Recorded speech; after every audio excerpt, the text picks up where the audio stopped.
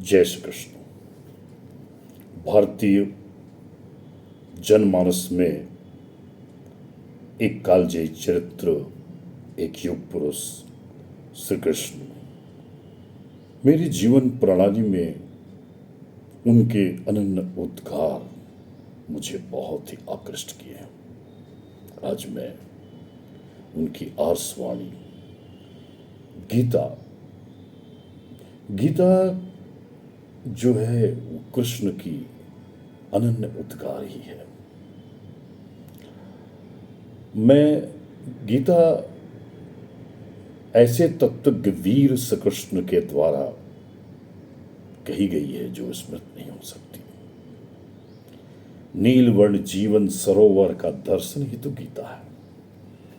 गीता और है क्या? गीता के मित्रों, कुल अध्यायों में मैंने देखा कि विशेष करके एक बार धृतराष्ट्र ने कहा और वहीं पे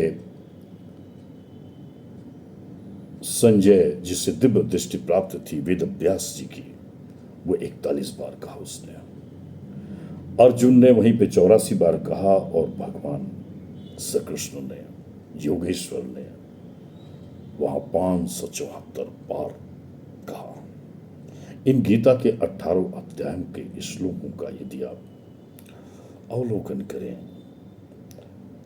और उसके इम्पैक्ट पे जाएं, उनके भाष्य पे जाएं, तो लगता है कि हमारे जीवन की अनसुलझी सारी समस्याओं का निदान है। मैंने देखा है कि जब गीता में पढ़ते पढ़ते मुझे ऐसा लगा, और अनेक दार्शनिकों ने भी कहा है कि सांसारिक जीव के अंतःकरण रूपी कुरुक्षेत्र में दो प्रवृत्तियां होती हैं। एक आसुरी जो कौरव है, और एक जो है दैवी शक्ति होती है। इस प्रकार की मनोवृत्ति होती है, वो है पांडव। गीता का प्रारंभ ही तो अंधे धृतराष्ट्र के प्रथम शब्द धर्म से शुरू हुआ। धृतराष्ट्र ने कहा कि धर्म क्षेत्रे कुरुक्षेत्रे संवेतायुष्व माम का पांडवाश्चैव किम कुर्वत संजय। हे संजय, जब मेरे पुत्र और पांडव के पुत्र धर्म के क्षेत्र कुरुक्षेत्र रणभूमि में युद्ध करने की इच्छा से एकत्र हुए हैं, तब उन्होंने क्या किया? इस पर अंतिम, आप जब गीता के 18वें अध्याय में जाएंगे तो संजय कहता है, जो इसका निष्कर्ष है गीता का, ये क्लाइमैक्स है गीता का। संजय कहता है कि यत्र योगेश्वरो कृष्णो यत् पार्थो धनुर्धरा तत्र सरल विरजार भूति ध्वा नित्य रतिर्मम मम। धर्म से शुरू हुआ अंधे धृतराष्ट्र के शब्द से और दिव्य दृष्टि प्राप्त संजय का अंतिम शब्द मम, धर्म और मम, मेरा धर्म। मेरा धर्म का कहने का तात्पर्य गीताकार का कहना है कि मैं यदि पिता हूं तो मेरा धर्म, माता पिता का धर्म, भाई बहन का धर्म, संतान का धर्म, अपने सगे संबंधियों का धर्म, अपने समाज के प्रति धर्म, अपने देश के प्रति धर्म, एक सैनिक का धर्म, एक किसान का धर्म, यही तो धर्म है। बस अब ये मेरा धर्म क्या है? रणभूमि में अर्जुन देखता है कि दोनों पक्षों की सेनाओं में मेरे बंधु बांधव और मेरे सगा संबंधी सब खड़े हुए हैं, पर युद्ध में मरने मारने की बात चल रही है। वह मोह, ममता और शोक व करुणा से आक्रांत हो जाता है और किंकर तब्य विमूढ़ हो जाता है। फिर भगवान श्री कृष्ण से मार्गदर्शन लेता है, कहता है कि प्रभु आप इनके ऊपर शस्त्र उठाने के लिए कह रहे हैं, ये कैसा आपका आदेश है।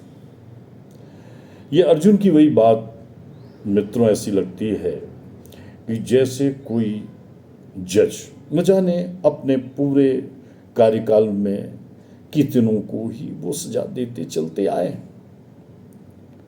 फांसी की भी सजा दी होगी उनने। यदि कल्पना कीजिए, यदि खुदा न खास्ता उसका पुत्र ही कोई ऐसा प्रकरण कर दे जिसमें एक सजा ही फांसी हो, तब जज वहीं पे फिर अपने ज्ञान को बगाड़ने लगता है, कहता है ये बड़ा फांसी जो है अमानुषी है, इस अपराध को रोका नहीं जा सकता, ये फांसी की सजा तो होनी ही नहीं चाहिए, इसको सुधारने का मौका मिलना चाहिए। इस प्रकार से हम लोग देखते हैं कि जब अर्जुन के ऊपर आया तो अर्जुन थोड़ा सा झुक गया और प्रभु को ही ज्ञान बताने लगा कि प्रभु आप कैसी बात कर रहे हैं, मैं ऐसे कैसे इनसे मैं मतलब अपना शस्त्र उठा सकता हूँ। मेरे ताऊ हैं, मेरे पितामह हैं, मेरे भाई बंधु हैं, यही मेरे गुरु हैं, गुरु भाई भी हैं, मैं कैसे उठा लूँगा। इस प्रकार से गीता का जब श्री कृष्ण उनको देखते हैं तो श्री कृष्ण ने अर्जुन के माध्यम से समझाया है कि जीवन की समस्याओं का निराकरण का दो मार्ग है पार्थ। एक सांख्य मार्ग, युक्ति युक्त तरीके से किसी कार्य को निकाल देना, युक्ति युक्त तरीके से। यदि कोई भगवत प्रेमी है, भगवान का भक्त है, अब उसको हम कहें कि तुम भी व्यापार करो, तो व्यापार से भगवत प्रेमी को व्यापार में क्या दिखेगा, सिया राम मैं सब जग जानी, तो व्यापार का बंटाधार हो जाएगा। तो धर्म मेरा धर्म क्या है, स्वधर्म क्या है, मैं यदि भक्त हूं तो भक्त का धर्म क्या है, मैं यदि व्यापारी हूं तो व्यापारी का धर्म क्या है। जो व्यापार की बारीकियों को समझता है वो न समझेगा उसको कि व्यापार को कैसे लाभ या कैसे हानि और कैसे ऊंची सफलताओं तक पहुंचाया जा सकता है। यह है मेरा धर्म।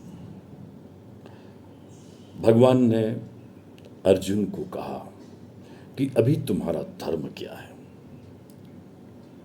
तुम्हें धर्म की रक्षा ही करनी है, अपने धर्म की रक्षा करनी है, अपने अधिकारों के धर्म की रक्षा करनी है। अब दूसरा उपाय उन्होंने यह बताया कि कर्म करें,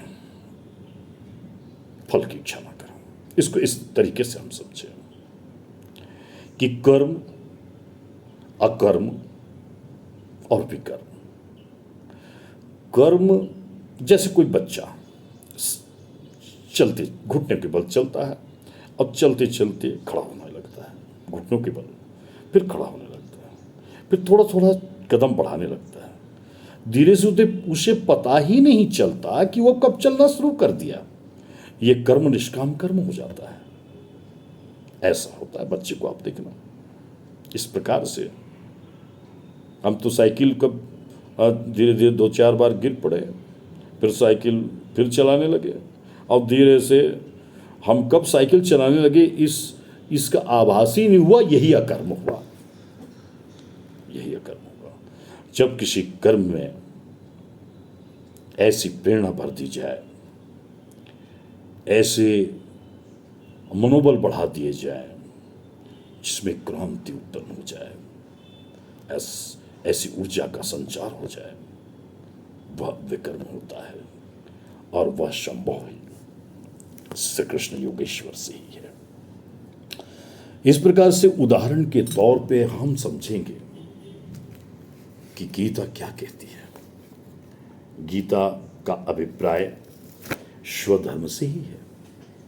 गीता तो कहती है कि स्वधर्म से ही मेरा पर्याय है, पर हमें यह नहीं भूलना चाहिए कि मनुष्य जीवन धर्म क्षेत्र है, क्योंकि वह धर्म क्षेत्र के लिए ही मनुष्य का जो जीवन है वह कर्म के लिए उत्पन्न होता है। ऐसा कोई भी व्यक्ति नहीं है जो कर्म नहीं करता।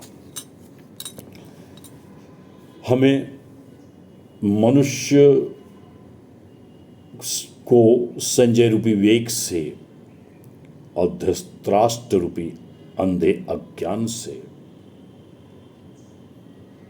ये दोनों के चरित्रों से तुलनात्मक समझ परख कर हमें पूछना चाहिए कि हमारे लिए अच्छे कर्म क्या है। गीताकार ने अपना मूल प्रयोजन मानव जीवन की आंतरिक उलझनों को सुलझाने में ही लगाया। इसलिए जब हम गीता पढ़ते हैं तो हमारे कर्म में, हमारे मन में ऐसी शक्ति का संचार हो जाता है, ऐसी शक्ति भर जाती है, तब हम कह उठते हैं यत्र योगेश्वरो कृष्ण यत् पार्थो धनुर्धरः तत् सर्वज्ञा भूतिर्ध्वा नीतिर्ज्योतिर्मयः। जहाँ कृष्ण है वहाँ उत्सव है, वहाँ उल्लास है। युद्ध के क्षेत्र में भी कृष्ण की बांसुरी का स्वर धीमा नहीं होता। ऐसा कोई अवसर नहीं आया जो कृष्ण के समक्ष घटनाएं ना घटी। कृष्ण कृष्ण है। बस एक बार आंसू गिरा उनका सुदामा के चरण धोने के समय।